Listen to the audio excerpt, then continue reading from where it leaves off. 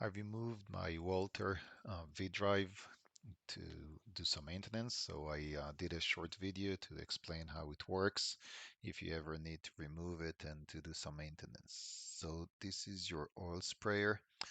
It sits on the sides of the transmission and it needs to be directed horizontally so it will spray on the gears inside, just mounted on the side of the transmission, and it needs to have the lines connected to it, and the oil sensor goes on it as well. I'll show you in a second how to connect both of them. So once you get this tight and you get it horizontally, connect the oil line that leads the oil from the cooling radiator to it, tighten it. This is a flare connector, don't over tight that.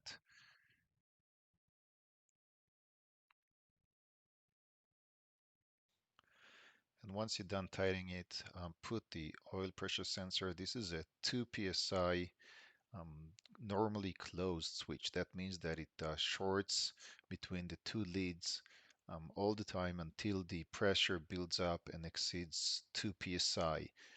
The way it works here in the boats, usually it will be connected to a light or to some circuitry, and as long as it doesn't have enough pressure, it'll turn a light usually in the boat. And once the RPM leading into the V drive exceeds around 1200 RPM, there'll be enough pressure build up in the circuit and it will disengage the internal switch in this oil pressure. You're using a 7/16 wrench to tighten it. Be careful, don't break this part. But it's again, it's just a generic 2 psi switch. Make sure it's tight enough so you don't have any oil leaks, but you don't have to go crazy on that. It is brass. Now, this is the wire that connects to one side of the sensor. This wire is connected to the transmission, so it just supplies ground to the oil sensor, oil pressure switch. And make sure the connectors are clean before you put it, just to make sure you have solid contact. And again, as long as your boat is not in gear and it's not over 1200 RPM, you should get an indication that there is not enough pressure. This oil pump only builds pressure above 1200 RPM. Now, I always like to use some grease. This is contact grease. What it does, it just prevents humidity from coming between your two parts, so there'll be no interruption and corrosion to your electrical connection. You just put a little bit of it, close your contacts, and it fills the gaps. So let's talk about the oil path in this transmission. So the way it works, there's an oil pump. It pumps the oil from down here. There is a reservoir and like an oil pan. It pumps it up, goes through the pump, takes it out, goes through the cooler that's inside this box, goes to the side and sprays it into the gears inside this gear. There's a filter in there, and if you want to really drain your transmission, pull it out and take out the strainer. This actually has a magnet inside that catches all the little metal chips. But here, there's a strainer. So if you take it out and remove it, you can clean your oil and get rid of all the oil metal chips. And this is actually the correct way of doing that. And you can see here are the instructions. Now let's give it a little bit of a coat of paint here. Always good to give it some paint so it won't rust. It is cast iron. So if you are pulling it out or you're just doing maintenance, then never hurts to give it a little bit of paint and cover all those bare spots so it'll last longer. Now to put it back in the boat, that's a little challenging. I had to improvise this winch. It's not super heavy, but it's not very possible to lift it at this angle. Definitely not one person and put it inside. You can see more information in my other video on the transmission and how I connected it back into the transmission. Now to put it in, you got to push your prop shaft all the way back and you have to lift it and slide this shaft in there. Make sure you tight all 6 screws, and don't forget there's a lot of force going on this, so make sure it's all tight. Now you have to align the shaft when you put it there. This is super important. If your output shaft is not aligned with your output of your V drive, you will get very strong vibration and you may destroy the ball bearing on the output of the V drive, and you will have some serious damage. So this is how it should look aligned. There are plenty of videos on how to do that, so I will not go into details.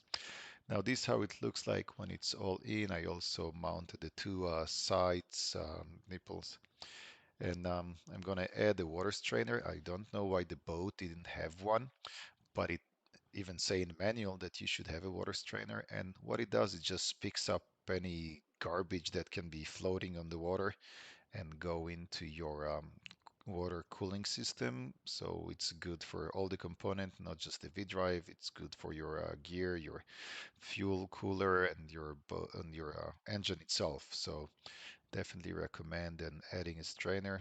This one cost me like $14 at on eBay, um, and it's a 1 inch um, pipe fitting on it. And those fittings on both sides of the V drive are just regular pipe threads, NPT. You can buy it at Home Depot. You don't have to buy the original ones. So make sure you put some pipe thread on it, and you can connect the strainer. Just remember this is plastic. Don't over tight. You're not putting cast on cast. This is plastic on metal, so just hand tight that as long as you have enough pipe sealer, you'll be fine.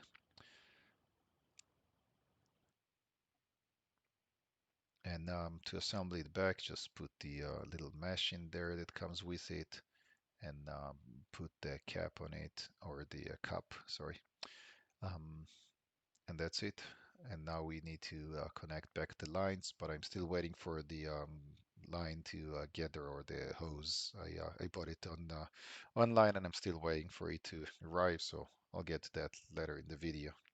You can see here how I connected adapters on both sides of the transmission. These are regular 1 inch pipes. This is brass, that what goes out of the boat. Um, Here on the side is just regular galvanized steel, and the strainer is obviously plastic, so you got to be careful with it. And I will use a 90 or right angle to go out of that strainer.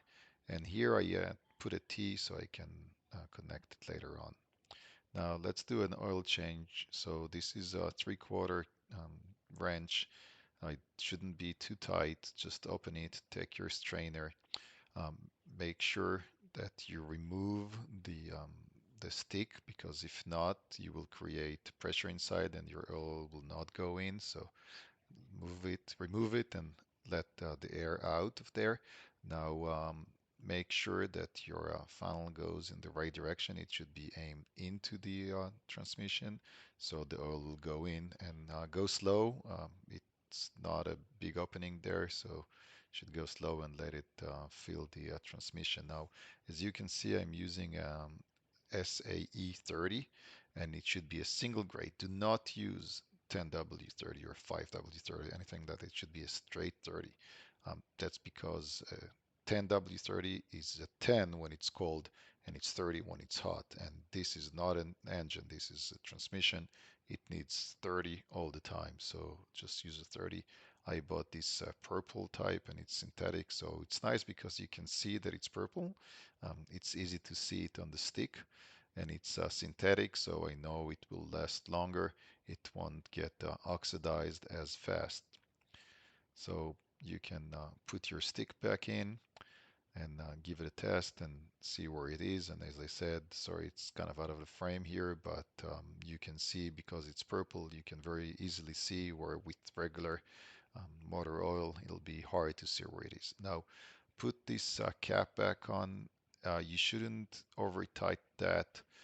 It is a breather, as is. So it actually has a cover on it that acts as a vent to release any pressure because when the oil gets hot, it does create some pressure in it. And just give it like a quarter turn after you hand tighten it, and that's it. You don't need to over tighten it. It's not going to go anywhere. Now back to the water lines. You can see here I added the right angle out of plastic or ABS or whatever this is. And the nice thing about that, those lines that you buy, the water lines that are marine grades are 1.25 inch ID, but they fit perfectly over the 1 inch NPT. So you can just slide them on it. They have a metal core in them, so they're pretty hard to bend, and that's why I put all those right angles there, so I don't have to overbend this hose. And once you fit it in there, you can just put a couple of clamps on it, and it will fit perfectly on the 1 inch pipes.